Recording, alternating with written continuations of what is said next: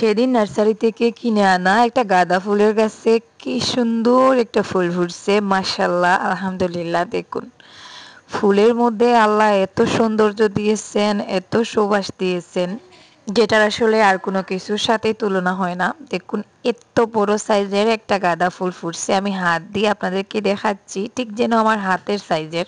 এই যে দেখুন, এত মোটাই ফুলটা, মাশাআল্লাহ। আমার তো আবার ফুলটা তুলে নিতে ইচ্ছা করতেছে, যদিও আমি এটা তুলবো না, এখানে থাক। ফুল তুলতে বা গাছের পাতা ডাল ভাঙতে আমার খারাপই লাগে। তো শেষমেশ দেখুন, আমি একটু পানির ছিটা দিয়ে দিচ্ছি। ফুলটার একটু সুবাস নিতে আসছিলাম, একটু গন্ধ নিতে আসছিলাম, কিন্তু পরে দেখা যায় ফুলটা ভেঙে গেছে। যেহেতু ছোটো একটা ডালে বড় একটা ফুল, হয়তো ওজনটা ঠিকঠাকভাবে মেনে নিতে পারেনি, তাই এই যে দেখুন, ফুলের গোড়ার দিকে ভেঙে গেছে। যেহেতু এখন আর ফুলটা নষ্ট হয়ে যাবে, তাই আমার ছেলে বলছে, মা ওটা আমাকে উঠিয়ে দিয়ে দাও। আমার সবজির বাগানে এই প্রথমবার ২-৩টা মিষ্টি কুমড়া হলো, মাশাআল্লাহ। এই যে দেখুন, একটা মিষ্টি কুমড়া মোটামুটি এখন অনেকটা বড় হয়ে গেছে, আর এটা একটু বড় জাতের মিষ্টি কুমড়া। বাজার থেকে আমি হাইব্রিড জাতের বীজ লাগিয়েছিলাম। তো এটার বয়স বেশি দিন হয় নাই, ৭ থেকে ৮ দিন মনে হয়েছে এই মিষ্টি কুমড়াটার বয়স। আর সেই সাথে এই যে দেখুন আরও একটা, এটাও মনে হচ্ছে টিকে যাবে, পচে যাওয়ার সম্ভাবনা তেমন একটা নেই, মোটামুটি বড় হয়ে গেছে। তো যাই হোক, শেষমেশ আমার বাড়িতে আগে একটা মিষ্টি কুমড়া খেয়েছি, ছোটো একটা মিষ্টি কুমড়া, আর শেষমেশ আরও ২টা হলো ফাইনালি। আসসালামু আলাইকুম, সুখ দুঃখের সংসারের আরও একটা নতুন ভিডিওতে আপনাদেরকে আরও একবার স্বাগত জানিয়ে আবারও আরও একটা নতুন দিনের কাজকর্ম আপনাদের সাথে শেয়ার করতে চলে এলাম। সকাল সকাল আমার যে কাজগুলো দিয়ে দিনটা শুরু হয় সেটা হচ্ছে গাছের গোড়ায় মাটি দেওয়া অথবা গাছের গোড়ায় পানি দেওয়া। এখন তো শীতের মৌসুম, শীতের শুরুতেই প্রত্যেকটা গ্রামের বাড়িতে দেখা যায় সবজি লাগানোর আর কি একটা উৎসব বলতে পারেন। তো কাউকেই ফ্রি দেখা যায় না, যেভাবে যেখানে যাবে, যে বাড়িতে যাবে, সবাইকে দেখা যায় সবজি বাগানে কাজ করতে ব্যস্ত। মানে দিনের বেশিরভাগ সময় ওই সবজি লাগানোর পেছনে বা সবজির জায়গা রেডি করা, সবজি গাছের পরিচর্যার পেছনে চলে যায়। আমার দিনগুলো ব্যতিক্রম না, বেশ কয়েকদিন থেকে আমার দিনের বেশিরভাগ সময় আমার সবজি বাগানের পেছনে চলে যায়।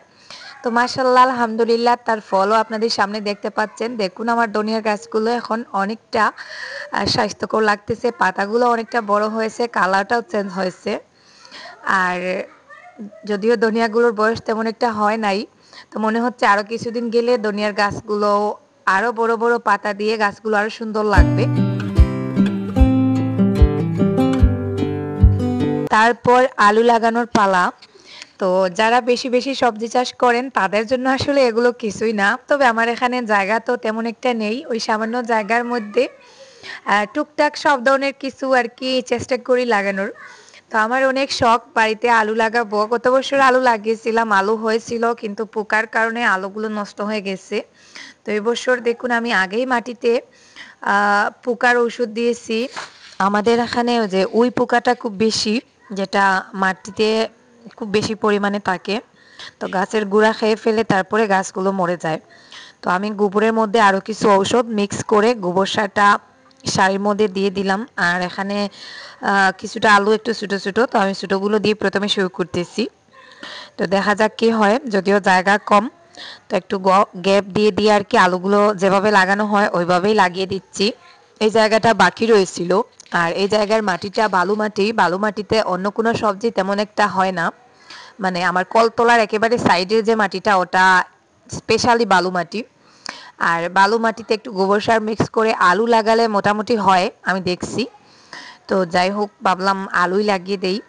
আমি ১ কেজি আলু আনছি বাজার থেকে, আর ওই আলুগুলোই আর কি এখানে ৩টা সারিতে লাগিয়ে দিচ্ছি। তো আমি আজকে একটু বেশি সময় নিয়ে বাগানের কাজকর্ম শেয়ার করেছি। আর ইদানিং কয়েকদিন আপনারা বেশিরভাগ আমার বাগানের কাজকর্মই ভিডিওতে পাবেন, কারণ আমি ইদানিং এইসব কাজ নিয়েই দিনের বেশিরভাগ সময় ব্যস্ত থাকি। আর ঘরের কাজকর্ম তেমন একটা শেয়ার করা হয় না। তো ইনশাল্লাহ আপাতত বাগানের কাজটা আর কি ২-৩ দিন, ৪ দিন, ৫ দিনে গুছিয়ে নেই, তারপরে ঘরের কাজকর্ম আপনারা একটু বেশি করেই পাবেন।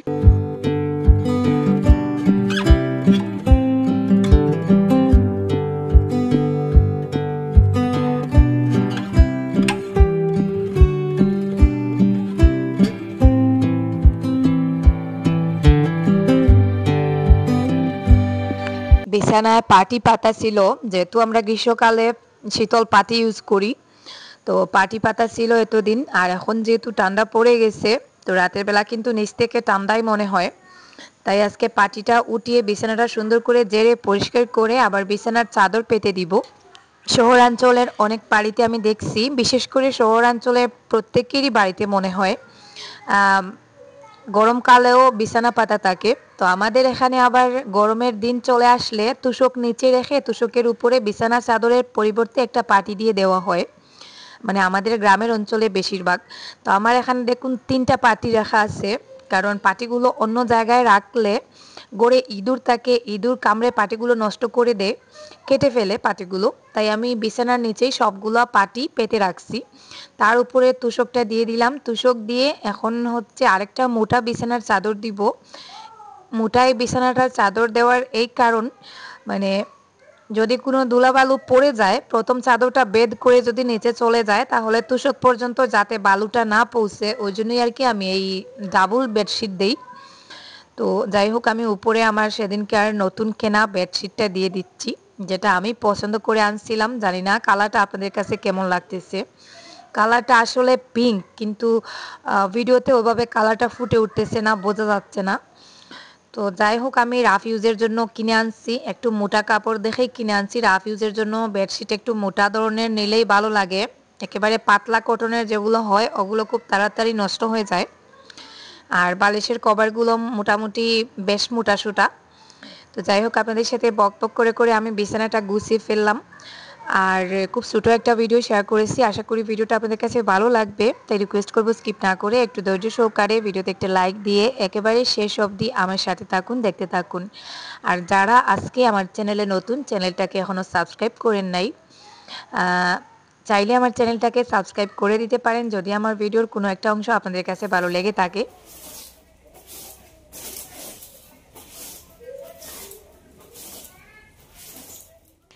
সামান্য একটু ঘরের কাজ আপনাদের সাথে শেয়ার করলাম, আবারও চলে আসছি বাইরে, কারণ ইদানিং আমার ঘরের থেকে বাইরের কাজগুলোই বেশি। কারণ ঘরের কাজগুলো শিফা টুকটাক করে নেয়, রান্নাবান্নার কাজ, ঘর গুছানোর কাজ ওইসব আমি করি। তো বাইরের কাজগুলোই বেশিরভাগ শেয়ার করা হচ্ছে। আর শীতকাল চলে আসছে, মাটিগুলো আস্তে আস্তে শুষ্ক হয়ে যাচ্ছে, মাটির পানি ধারণ ক্ষমতাটা বেড়ে যাচ্ছে। শীতকাল আসলে আসলে মাটির পানি ধারণ ক্ষমতাটা বেড়ে যায়, তো প্রতিদিন গাছে পানি দিতে হয়। আর গতকালকে পরশুদিন দেওয়া হয় নাই, তার আগের দিন দিয়েছিলাম। আজকে আবারও চলে আসলাম গাছগুলোতে পানি দেওয়ার জন্য। এখানে আমি একটা মোরগচুটির ফুল লাগিয়েছিলাম, তো ওটার মধ্যে একটু আগাছা উঠে গেছিলো, ওগুলো ফেলে দিলাম। তারপরে উপরে হালকা একটু গোবর সার দিয়ে পানি দিয়ে দিচ্ছি। আর এদিকে আরও কয়েকটা মোরগচুটির ফুল, এই ফুলগুলো আমার বারান্দার লুকটাই চেঞ্জ করে দিয়েছে।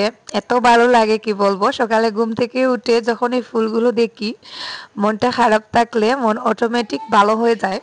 আর যেহেতু আমি প্রকৃতি প্রেমী, মানে গাছ লতা পাতা পশু পাখি এগুলো আমার সব থেকে পছন্দের জিনিস, তাই সকালে উঠেই আমি প্রথমে গাছগুলোর কাছে যাই।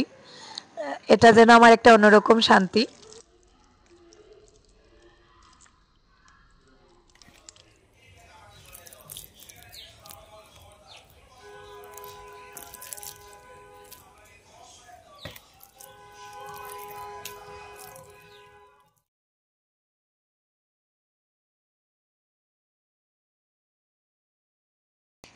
গতকালকে আমি এখানে কয়েকটা গ্রো ব্যাগে মাটি রেডি করে রাখছিলাম ধনিয়া লাগানোর জন্য, তো ওটা আর আপনাদেরকে শেয়ার করা হয় নাই। গ্রো ব্যাগে গোবর আর মাটি একসাথে মিক্স করে রাখছি, আর এদিকে দেখুন আমার এই ধনিয়াগুলো অনেকটা বড় হয়ে গেছে। তো আরও 5টা গ্রো ব্যাগ আমি অনলাইনে অর্ডার করেছিলাম, দামও বেশি না, 100 টাকায় আমি 5টা গ্রো ব্যাগ আনছি। আর বিশেষ করে ধনিয়া লাগানোর জন্য, কারণ আমার এখানে ধনিয়া তেমন একটা হয় না। তাই আমার পারভিন আপু আমাকে উপদেশ দিয়েছিলেন যে তুমি গ্রো ব্যাগেই লাগাতে পারো। তো সেই হিসাবে আমি কাজ করেছি, মাশাআল্লাহ সাকসেসও হচ্ছি দেখা যাচ্ছে। তো এখন আরও 5টা গ্রো ব্যাগ আনছি, ওগুলোতেও ধনিয়া লাগাবো। ইদানিং ধনিয়ার যে পরিমাণ চাহিদা বাড়ছে, আসলে যখন ধনিয়া থাকে না তখন ধনিয়া পাতা ছাড়াও সবজি খাওয়া যায়, কিন্তু যখন দেখা যায় বাজারে ধনিয়া পাতা বের হয়েছে তখন ধনিয়ার পাতা ছাড়া এক বেলাও সবজি খেতে ইচ্ছা করে না। তো আমাদের প্রতিদিন বাজার থেকে 20 টাকার ধনিয়া পাতা কিনতে হয়। 5টা গ্রো ব্যাগের সাথে আমি আরেকটা কাজ করছি আপনাদেরকে দেখুন। বাড়িতে যত ফাটা ভাঙ্গা প্লাস্টিকের জুড়ি ছিল, এই যে দেখুন এখানে প্লাস্টিকের একটা গামলা ছিল, ওটা ভেঙে গেছে। তো তার মধ্যেও আমি মাটি রেডি করে নিচের দিকে ফুটো করে কিছু ধনিয়ার বীজ লাগিয়ে দিলাম। তো এটাও আসলে রিউজ করা যাচ্ছে, এটাও একটা ভালো দিক। তো যাই হোক, ধনিয়ার বীজগুলো লাগানো হয়ে গেছে। এখন উপর থেকে আবার গোবর আর মাটি মেশানো হালকা যে জোরে মাটিটা, ওটা দিয়ে আর কি বীজগুলো ঢেকে দিচ্ছি।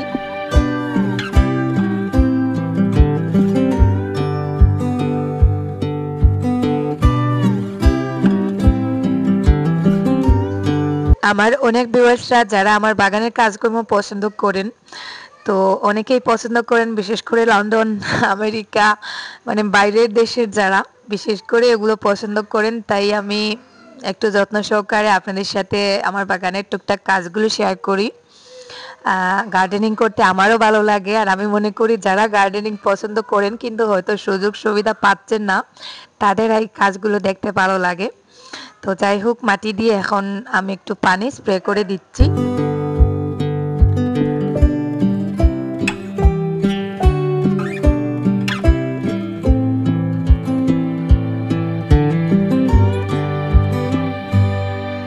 তারপর চলে আসছি রান্নাবান্নায়। দুপুরের জন্য সামান্য একটা তরকারি রান্না করব। আজকে আলু আর মাছ একসাথে করে রান্না করব।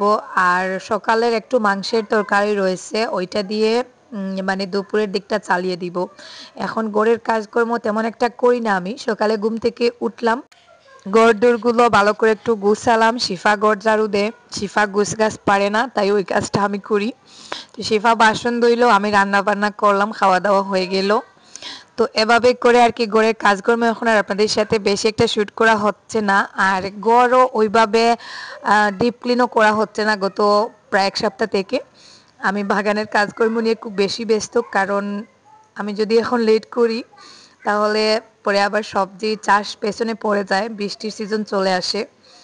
তাই আগে আমার বাগানের কাজে একটু বেশি গুরুত্ব দিব। এই বছর মানে শরীরটাও মোটামুটি একটু ভালো লাগতেছে, গত কয়েকদিন থেকে তেমন কোনো অসুস্থতায়ও আর ঝামেলা দিচ্ছে না। আর মাশাআল্লাহ আলহামদুলিল্লাহ আমার গলাটাও এখন ভালো, যেটা আমার সাউন্ড শুনে আপনারা বুঝতে পারতেছেন, গলায়ও তেমন কোনো প্রবলেম এখন আপাতত নেই। তো ওই জন্যই আর কি এখন সবজি বাগানের কাজে একটু জোর দিছি। বাইরের দিকের কাজগুলো করি, ওই কাজগুলো তো বেশি দিন থাকে না, সপ্তাহ 10 দিন গেলে শেষ হয়ে যাবে। তারপরে বাকি তো সময় পড়ে রইল ঘরের কাজ করার জন্য। রান্নাটা হয়ে গেল, আমি এখন দুপুরের জন্য খাবার দাবার সার্ভ করে নিব। তো তারপরে চলে আসছি বাইরে। আমি একটা নতুন পদক্ষেপ নিয়েছি, আপনাদের সাথে শেয়ার করে নেই। তো আমার যে উঠানের দিকটা, মানে অনেক ভাবনা চিন্তা করে এই সিদ্ধান্তটা নিলাম। আমার উঠানে যেহেতু অনেকটা জায়গা খালি পড়ে আছে, ওই জায়গাটা তেমন কোনো কাজেও আসে না। আর শুধু শুধু আগাছা জমেছে, ঘাস জমেছে, লতাপাতা জমছে। তো ওই জায়গাটা এখন সবজি চাষের জন্য ব্যবহার করব। আমি আপনাদেরকে দেখাই, এই যে দেখুন, ওই জায়গাটা কিন্তু তেমন কোনো কাজে আসে না। ওই যে আমি যেখানে বড়ই গাছের নিচে আর কি আমি ধনিয়ার গাছ লাগিয়েছিলাম, ওই জায়গাটার কথা বলতেছি। আমি ভেতরে ঢুকে আপনাদেরকে দেখাই। ওই জায়গাটায় আমি নেট লাগিয়ে দিয়েছি, এই যে দেখুন। এখানে বেশ কিছুটা জায়গায় শুধু শুধু পড়ে আছে, আমি ভাবলাম ওই জায়গাটা কাজে লাগাই, যেহেতু আমার সবজি চাষের জায়গা খুব কম। তো এই যে আমি মিষ্টি কুমড়া লাগিয়েছিলাম, ওই সাইডে আমি ধনিয়া লাগিয়েছিলাম। তো এখন সম্পূর্ণ জায়গাটা আমি পরিষ্কার করে তারপরে এভাবে আর কি নেট দিয়ে বেড়া দিয়ে দিচ্ছি, যেহেতু ছাগলরা ডিস্টার্ব করে গাছগুলো খেয়ে ফেলে, তাই নেট দিয়ে বেড়া লাগিয়ে দিচ্ছি। তো যাই হোক, আমার আইডিয়াটা কেমন হলো অবশ্যই কমেন্ট বক্সে জানাবেন। আমার আর একটু জায়গার প্রয়োজন হয়, কারণ আমি যেহেতু গার্ডেনিং করতে পছন্দ করি, কিন্তু ওই জায়গার মাটিটাও নষ্ট হয়ে গেছে, কিন্তু আমার ওই বাড়ির সামনের দিকের মাটিগুলো খুব ভালো, তাই এই জায়গাটা আর কি আমি কাজে লাগাচ্ছি। আর আমার পুরনো গার্ডেনের মাটিগুলো খুব খারাপ হয়ে গেছে, মাটির ধরনটা একেবারেই নষ্ট হয়ে গেছে।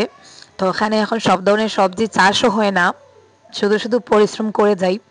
তাই আরিয়ানের বাবার সাথে সিদ্ধান্ত করে আর কি এটা করলাম। তো ইনশাল্লাহ আগামীকাল থেকে ওখানেও কাজ শুরু করে দিব, অবশ্যই ভিডিওতে দেখতে পাবেন। আর আজকের মতো এই পর্যন্ত, সবাই ভালো থাকুন, সুস্থ থাকুন, আল্লাহ হাফেজ, আসসালামু আলাইকুম।